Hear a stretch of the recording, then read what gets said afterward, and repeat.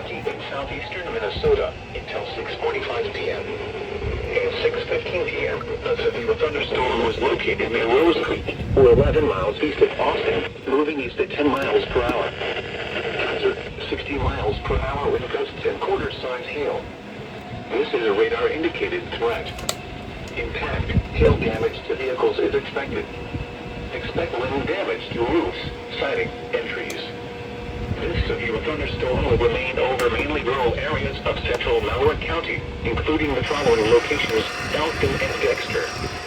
This includes Interstate 90 in Minnesota between mile markers 186 and 195. For your protection, move to an interior room on the lowest floor of the building. Repeating, a severe thunderstorm warning has been issued until 6:45 p.m. for the following counties: Minnesota. The hell?